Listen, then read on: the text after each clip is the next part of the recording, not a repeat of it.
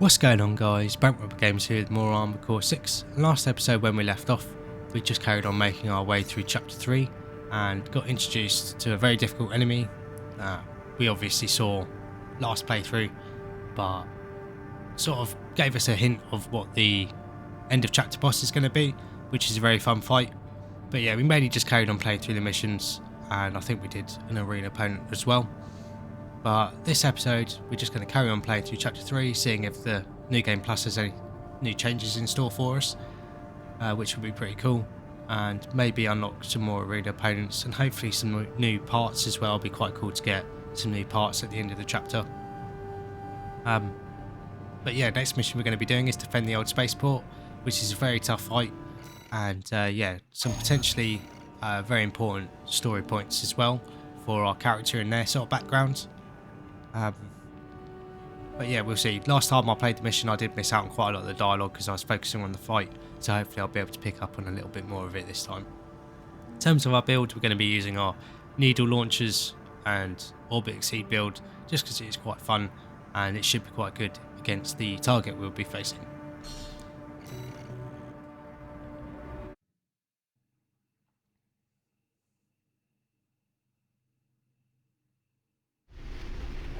System activating combat mode.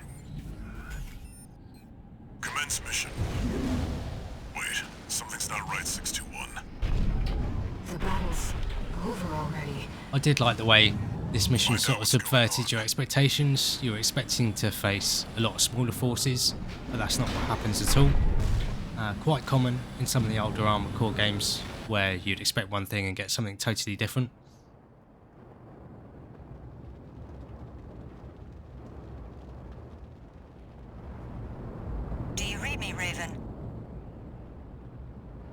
I've identified the target. That's the mercenary who took your name.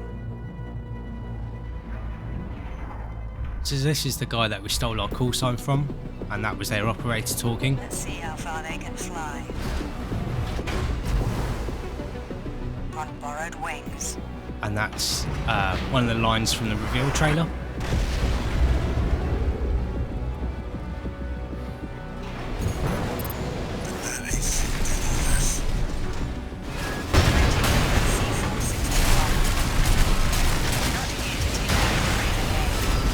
Completely forgot they had assault armor there. We'll see if you can do it justice. Also, we found your license's original owner. Title Person 61.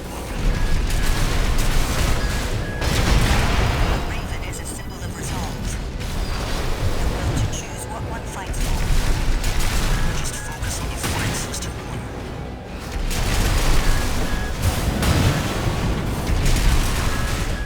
Yes, Raven, I feel it too. This person has potential.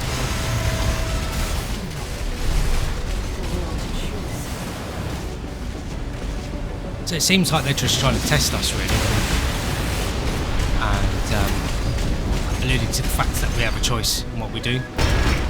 Just want to see if there's any more dialogue here before we destroy them. One repair kit remaining. That's if they don't destroy us first. But it does seem like that's all the dialogue.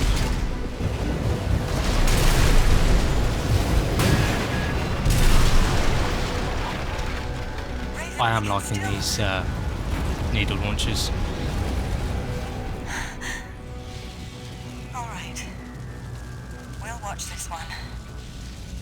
See where they go on a Raven's wings. Yeah, very cool battle. But it does make me wonder what happens to Raven's operator and if the original owner of the Raven call sign is still alive.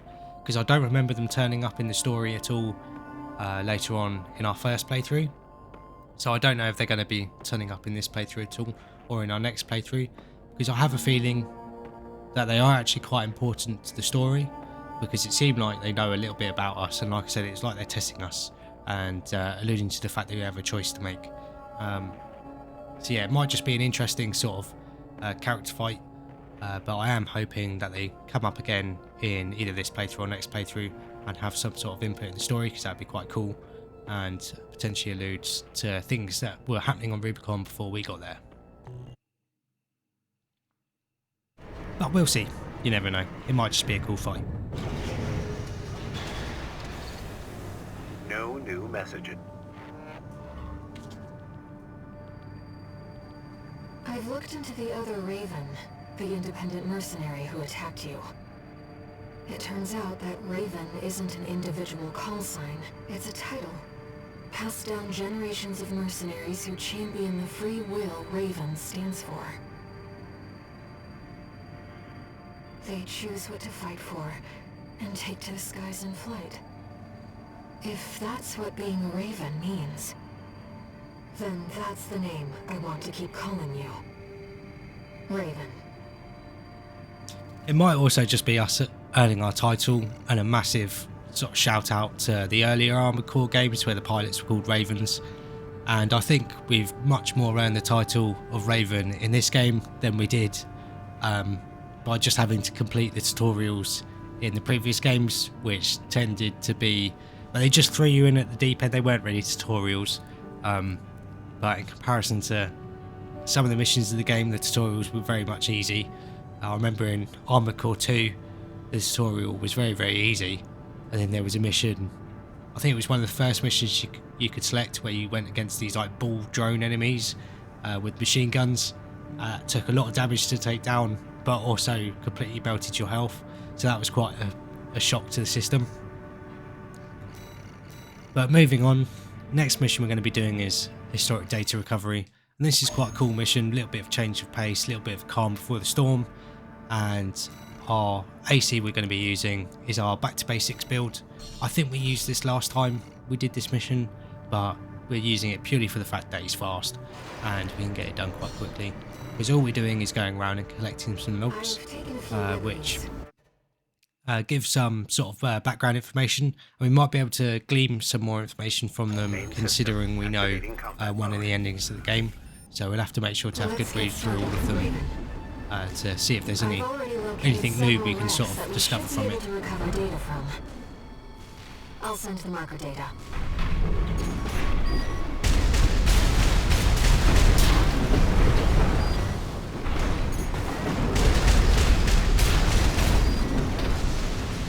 PCA craft data. I'll exchange it for credits and send them to you later. But you'll recognise this area from a mission that we did previously. That ended in a sort of coral explosion. Can influence digital equipment. The effects of the coral surge must have brought some of the wrecks back online. Let's see what we can find.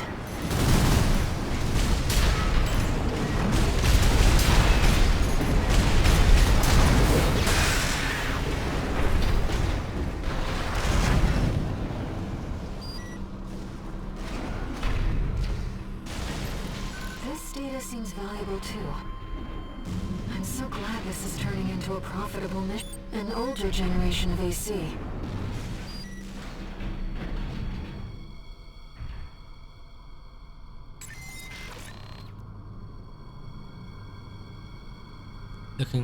Looks like this guy's using the funky parts that look like a disorder unit from Armored Core 2. Can't remember what they're called.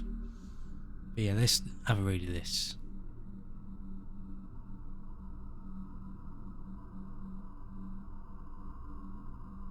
So yeah, again it seems like they knew it was coming. And at the end there it says deploy IBIS.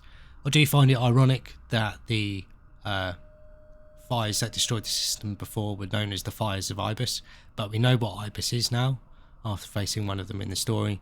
And yeah, they're very, very tough. Very cool boss battle that was, but we'll see how it goes next time we face them. According to the timestamp, this was recorded 2 days before the fires of IBIS.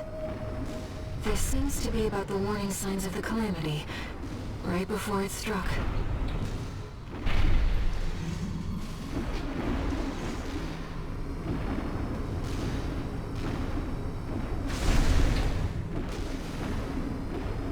That's an old Vals AC. The Rubiconians used to pilot these.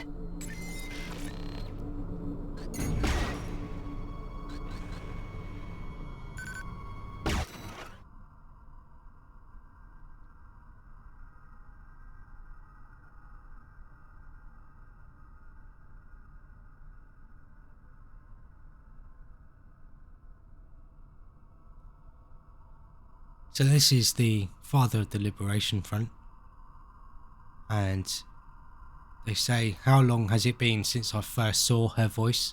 I assume he's talking about Aya, but there's obviously room for interpretation there. But if that's the case, again it sort of pulls into question whether or not the choice we made last playthrough is the best choice, because if we're not the only people that Aya has been trying to influence, then it seems like she might be trying to sort of pull the strings of multiple people. Yeah, she's not just talking to us, she's sort of playing both sides sort of thing. So like I said, that sort of pulls into question whether or not the last ending we got was actually the good ending, because it comes across like quite a hopeful ending. But yeah, this gives me a couple of doubts about that actually. This seems to be a recording of Domayan, the Liberation Front's ideological leader. But this appears to be something exceptionally personal.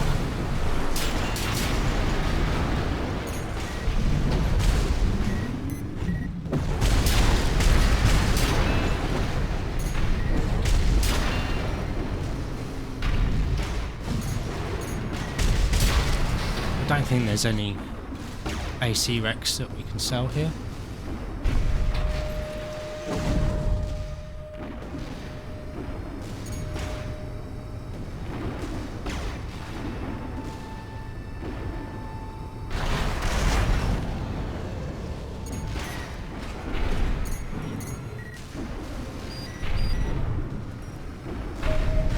Inspecting data. It's a schematic for an SG craft.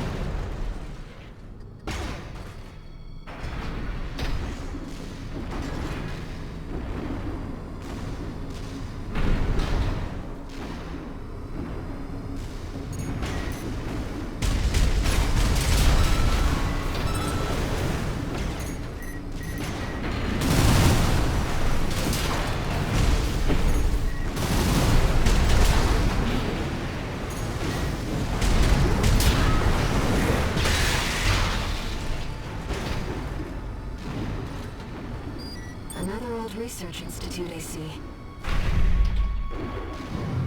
I think as well, yeah, there's a AC unit there we can sort of salvage.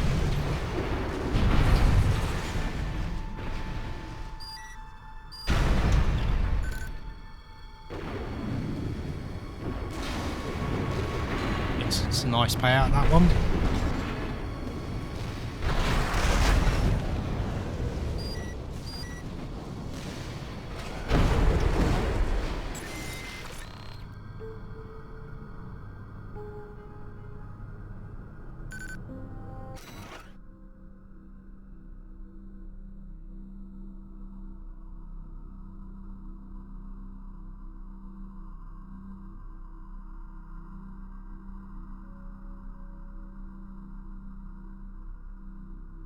So yeah, again, I think this is just about augmentation of humans and using coral to do it. This is about the first augmented humans. The same coral technology that created you. Without it, we never would have made contact.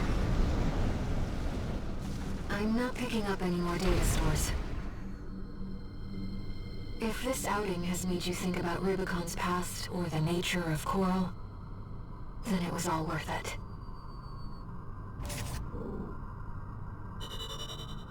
But yeah, thinking about it, of course, like a floating consciousness, and it's used to augment humans so that we can connect to machine. Does that mean it has some way of like augmenting us in other ways? Because some people use it as a drug on Rubicon.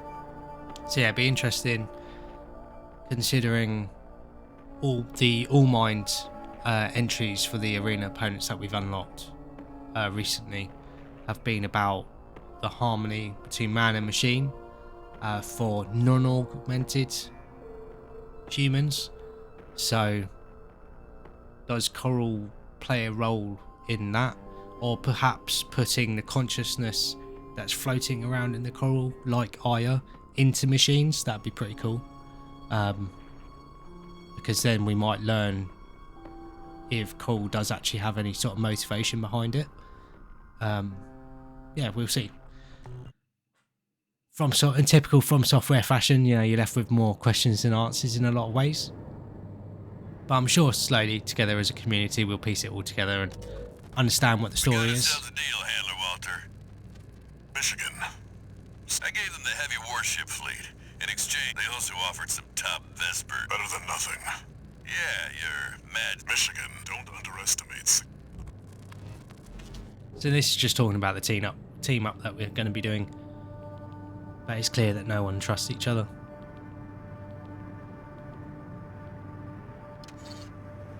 One. What kept you? You're a famous mercenary. This next mission, make sure you attend.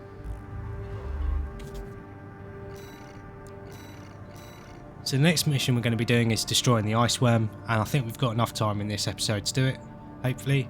And as you can see, it will conclude the chapter, and it has a massive payout.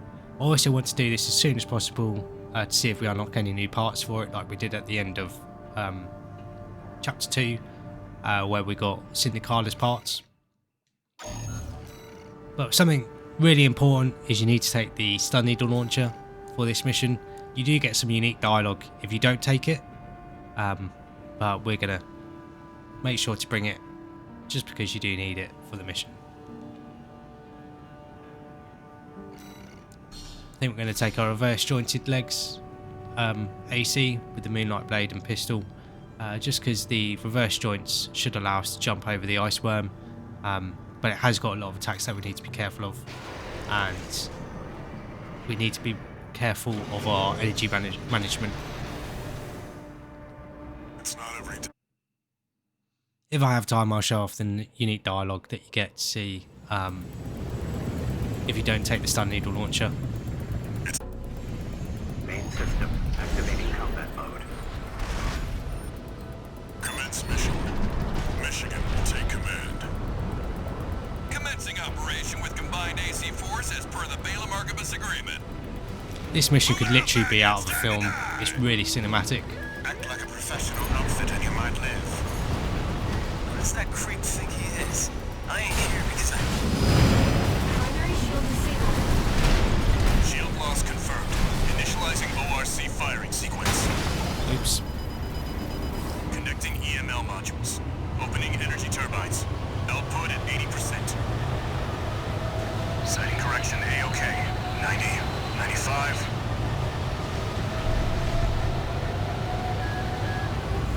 I won't miss. Secondary shield down. F-13, the head's open for a direct hit.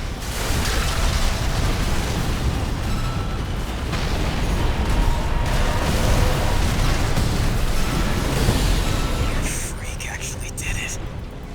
Did what? The bare minimum. This is just the first hurdle.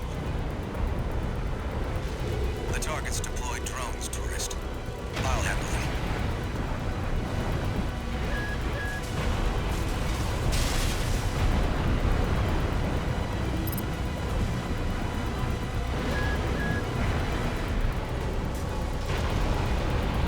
Just got to make sure we time our stun needle attack. I think where we shot him last time is probably the easiest You, Commander. time to land your attack, because it is very easy to miss the stun needle launcher. It's got quite a long reload, so you definitely don't want to do that. But I'll pass. Primary shield disabled. Shield loss confirmed. But yeah, you do need to be careful with those missiles. They will mess you up Energy turbine very output quickly. at 80%. See if I can get a bit of a better view on this next shot.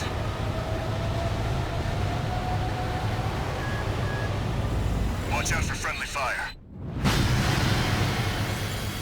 Secondary shield down.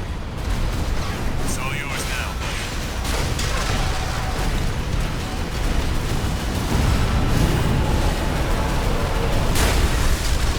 Wait, something's wrong. Fall back, 621. We've underestimated this beast. control. Looks like things just took a nasty turn. I'll set the ORC to maximum output. We can't afford to lose control of the situation. This next shot will be my last. My AC's compromised.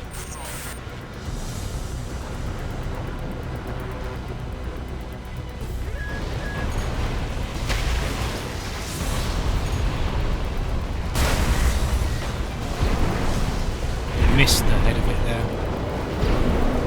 I've got these missiles to worry about.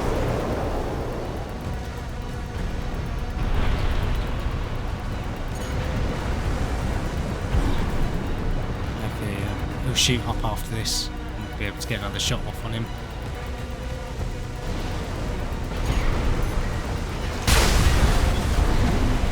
Missed on that again.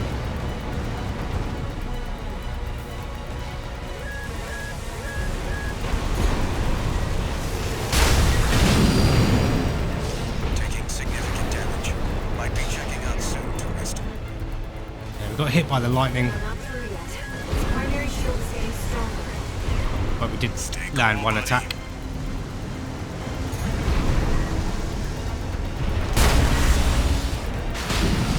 Primary shield down. Managed to just about get him there. All EML modules connected. Energy turbines at full capacity. Output He has at got quite a lot of help 90. left though. So hopefully we manage to take him down. Disabling limiter. 100, 110, 115. Relocating and input.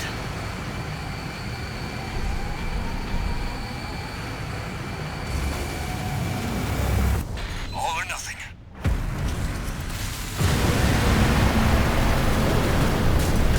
The coral shield has been wiped out. On you now.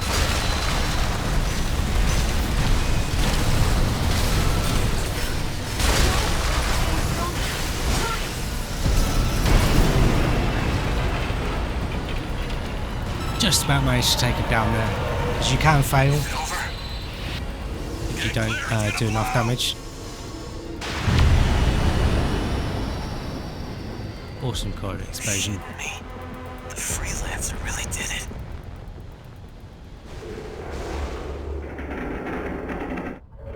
Even for one of FromSoftware's sort of more gimmicky fights, it's definitely one of the better ones. It's finally over. The blast will contaminate the area. Get out of...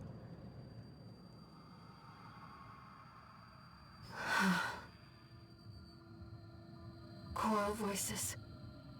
Lost again.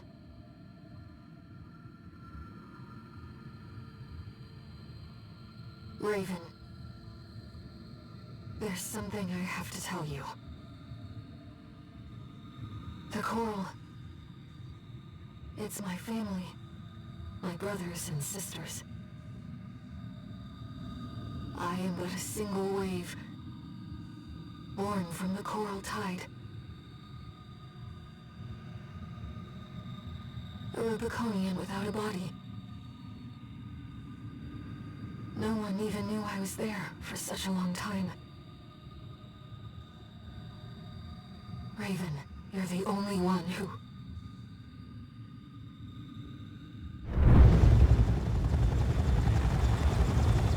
Go get your rest, 621. Things are going to get busy. You did good.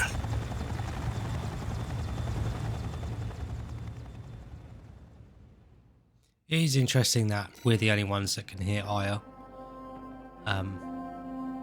I assume it's something to do with the fact that we're augmented, but then at the end of the last playthrough, Hannah Walter mentioned he could sort of see her. So that obviously has to do anything with what happened to him and caused him to sort of go against us. Yeah, it is really making me doubt whether the choices we made last playthrough were really what's best.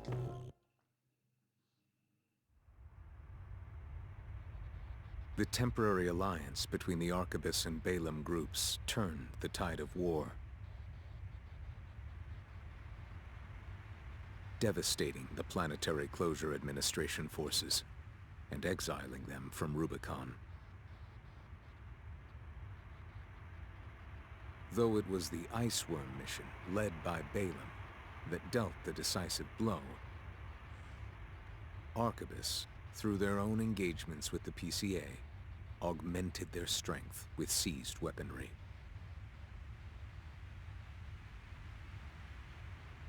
The balance of power was broken.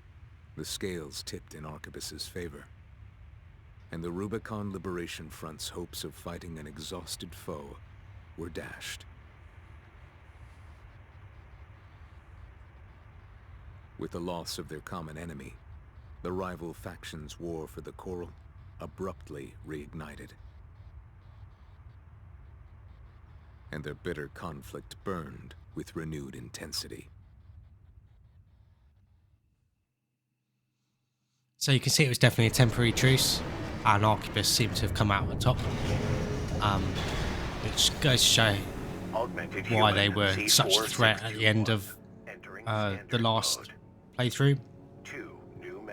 But yeah, thankfully we don't need to fight the PCA anymore, because even though they look really cool, they are very, very annoying to fight. So thankfully we don't have to deal with them.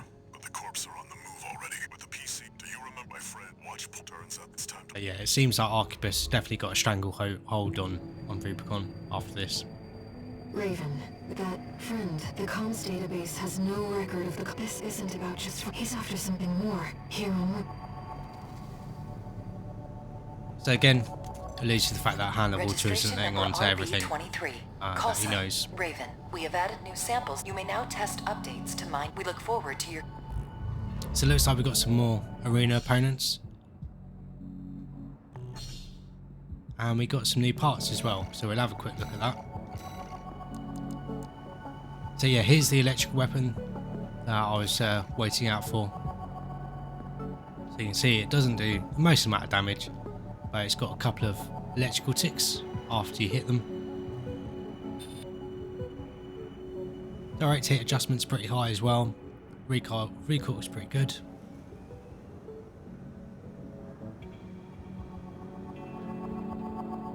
It is very much a close range weapon, but it's got quite fast firing, so that should help make up for that. Total rounds isn't really high, but with the electrical damage on top of the normal damage, it should still do pretty well. Attack power doesn't seem that impressive, and neither does the impact or cumulative impact. But again, with the electrical damage, that should more than compensate for it. From what I've seen, you can really spam these, and yeah, just do a wicked amount of damage, especially facing enemy ACs.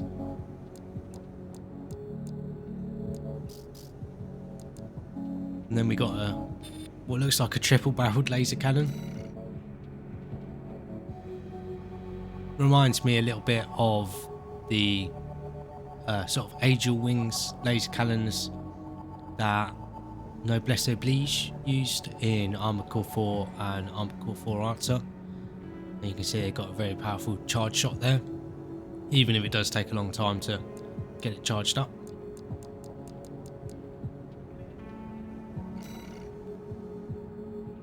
So we got a machine gun, orbit exceed. So that'd be quite interesting to use. Seems to be quite rapid firing as well, so that might be a good alternative for our needle launcher build, because we spend quite a lot of time reloading, so we should be able to get some more shots in with the orbit exceed.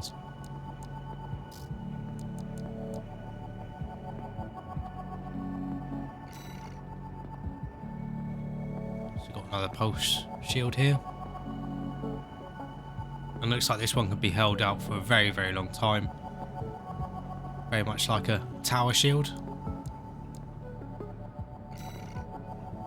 Then got shoulder mounted pulse cannons, so that's pretty cool. They look really cool as well. Completely missed that on the previous page. Don't think we have any more body parts. Do have a new generator though. Lightweight generator here. Has got quite good energy output. considering how lightweight it is. Might not be very usable for some of our builds, but nice to have another option. So yeah, got some quite cool new parts. Seems like we're missing. I missed one here. Oh, we got the laser dagger, the twin laser blades that Rusty uses. So we'll definitely have to mess around with that. Awesome multi-hit weapon. And looks like it's got some combos as well.